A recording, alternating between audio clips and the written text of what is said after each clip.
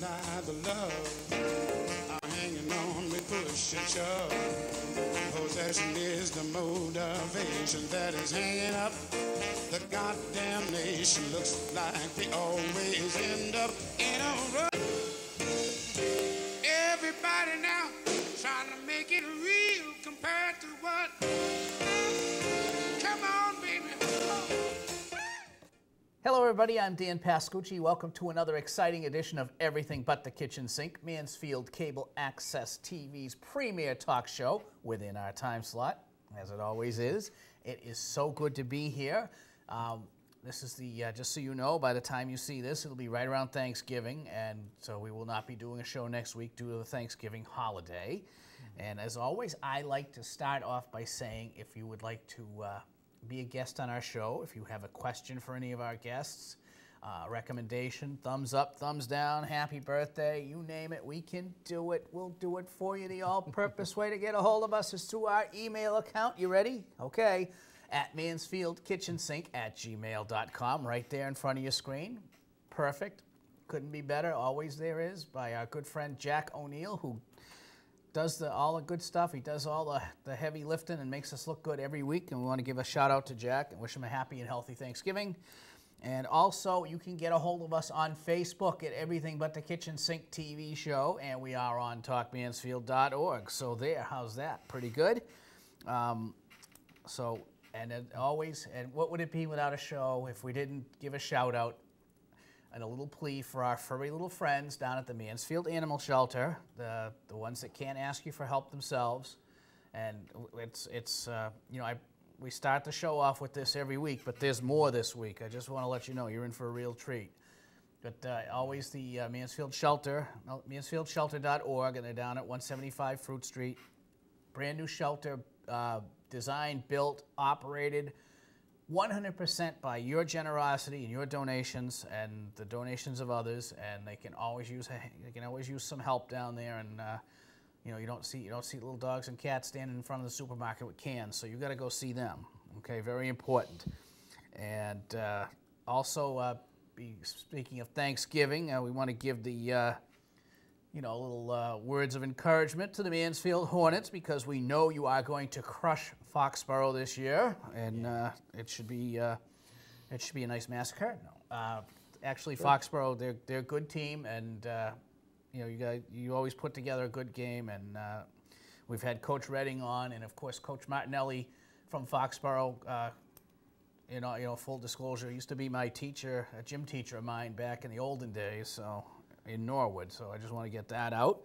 And then after Thanksgiving, guess what? Christmas time, holiday magic. That's right. So our good friend Sasha Yashenko is going to come in and do Christmas songs for us, as promised.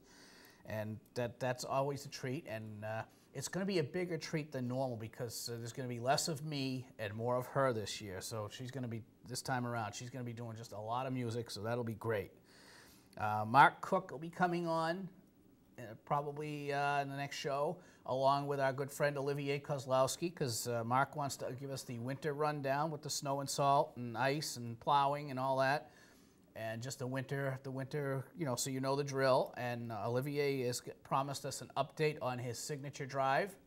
So then that's if you want to, if you think that you should, you have to show an ID in order to vote in the Commonwealth. So that's all good stuff.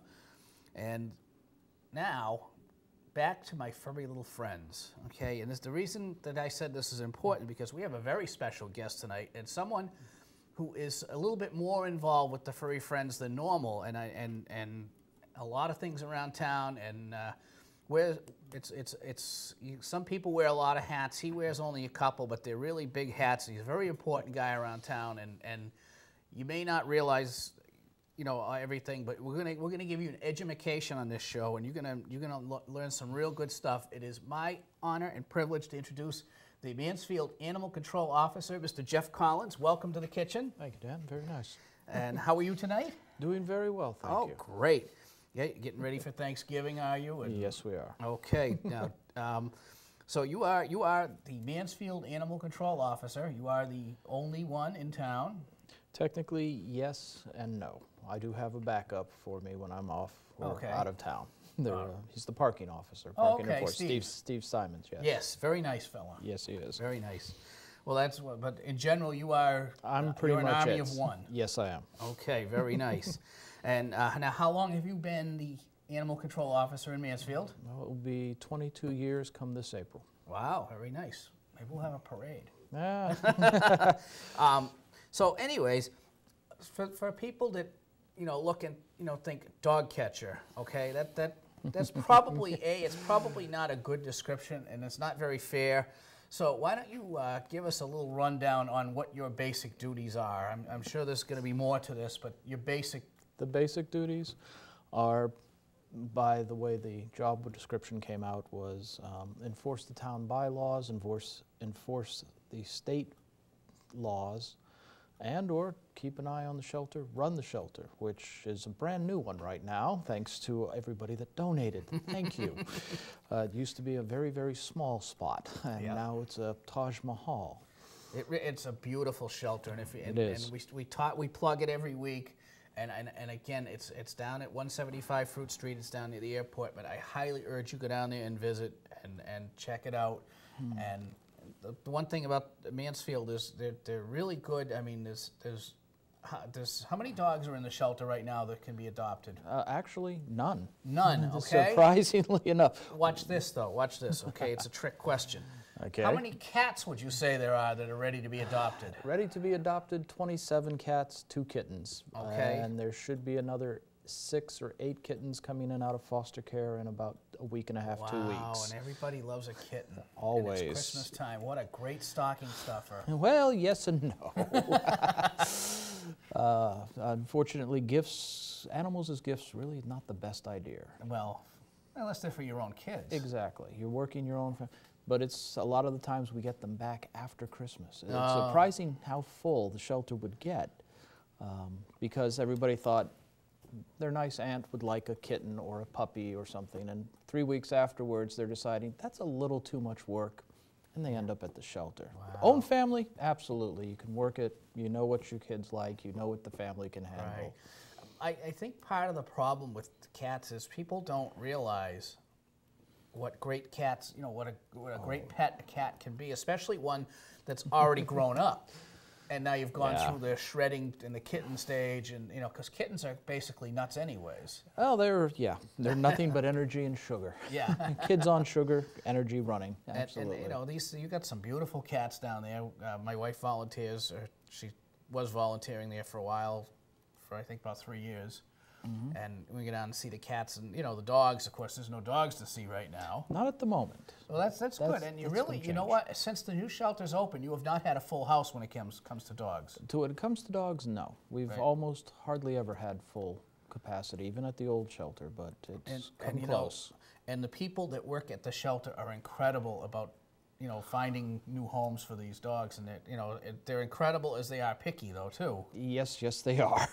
Yeah, and I know, I'm sure if I said the name Brutus, it would come back and you would remember Brutus. Brutus was a very special dog that was at the shelter for quite a while. Yes, he was. And he has been adopted and completely, he's like a new guy. He is doing wonderful after being in the kennel 9 months, 11 months. Yeah. We were able to keep him that long, but he got a little stir crazy. Luckily, we found the right place. He's doing great. Wow, excellent.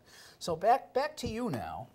Okay, so now you work for the police department. Yes, sir. Okay, so you're part of the police department. I could tell by the badge here, but people at home can't see it. But that's all right. So you work under Chief O'Neill. Yes, he is my direct supervisor. He is your direct supervisor. Excellent. And now, what was your background for this job? I mean, how did we? Well, believe it or not, I have an accounting degree in business management and that's accounting. Close. Yeah, accounting, yeah. Actually, I had left my job 6 months prior, was doing part-time stuff, and had been volunteering at the Mansfield shelter back in 1990 for about 6 months. And at that point, they decided to make the position full-time. It had been a part-time position. And Jock Rosado was the dog officer back then. Decided he did not want to be full-time. They offered the position to me. I've gone through training since then, but Well, that's what I was going to ask you. What kind, yeah, that's another question. Now, what kind of training do you go to? Is there like is there an animal control there is school, or is it just a series of courses, or? a little of both, actually. There's ACOM. It's the Animal Control Association of Massachusetts. Okay. They were actually part of the Humane Society of the United States and the MSPCA. And they had several weeks training, thankfully, which showed me a lot of the things I needed to learn.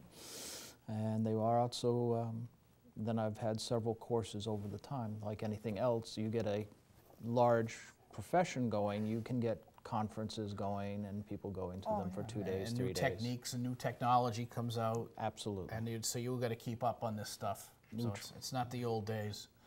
No, This no. is not your father's dog catcher. This is a serious position, and I know this, and everybody laughs, and we have a good kid and everything. But you know what? I've seen Jeff in action over the years, and it's not the glory job that you think it is, because I've seen him in some situations. And I remember you came. We had like a 14-inch snowfall, and you came walking through the back of my yard, and I don't think I've ever walked back there because it was just so densely wooded and thorns and everything. And you came all the way through there looking for a runaway. Yep. And you were following the tracks in the snow. And I'm saying, why are you even out in this weather? Yep. Somebody had called because they had had a dog show up in their backyard. The snow was so high it was able to jump the fence in. By the time I got there, with the snow being as high, it took a while. And he had jumped, but I didn't want to leave him out in the snow, so we were following tracks. Finally did make his way home, but it was a long walk. Yeah, wow. No, it was awful weather. I was out there trying to get the driveway cleared for my wife when she was coming home, and it was just horrible out. And here you come walking through, and it's like, hi, Jeff, what are you doing here? Trying to make somebody not sure Usually freezing. people come to my house from the front, not the back. I will say you were the first person that ever came that way. Well, it's the way the dog went. I guess it was the easiest track to follow. Wow.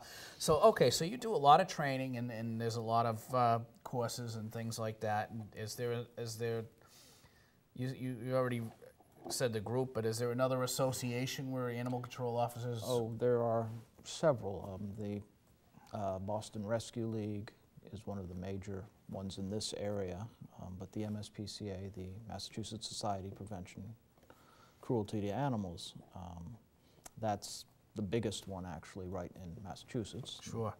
They all offer courses and through the various places. And then there are many side places.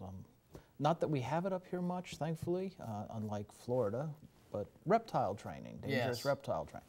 Yes, I've learned how to snare an alligator. Oh, well, They, there you go. I'm hoping never to have to use All right, it. you but, out there with the alligator, okay? Watch out, he's coming. So. But the courses you can find out there are amazing. Wow. Helpful. Yeah. Excellent. So tell us some stories now. I want to know, have you ever, what is the craziest you've made? First off, before I get into that, you're on call 24/7 basically. Basically, yes. Okay, I can relate to that. Yep. And I understand. But now you get called at all hours. You have. I have. It's gotten much better because they're no longer calling me for things that could mostly be handled by the officers on duty. Right. A barking dog at 1 a.m. in the morning. I'm going to go knock on somebody's door just like an officer. Thankfully, they've started doing that many years ago. I'm very thankful for that. Yeah. But something getting hurt, wildlife jumping somebody's pool fence, which happened. We had a deer that did that at 3 in the morning, broke its leg, unfortunately, and the officers weren't sure how to snare it, get it out of the area. Right. Yeah. I mean, there's some things the officers aren't trained to do, but Correct. they, then they rely on you, and vice versa. Absolutely. Right. We don't send you to a bank robbery Thankfully. unless they're using dogs. So, anyways, tell me some stories. You've been doing this for so long now that I'm sure you've got a few good stories. I'd like to hear about maybe your craziest story. Well, craziest story, there'd be too many to pick from. All right. The strangest one that got my attention that I never expected to hear, which came over the police band radio, was just driving around town, kind of looking through the areas to make sure dogs weren't running loose.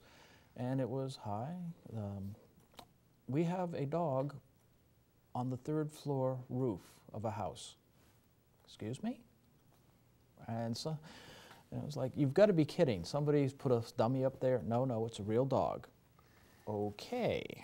Drive up, and sure enough, it's a 3-story house.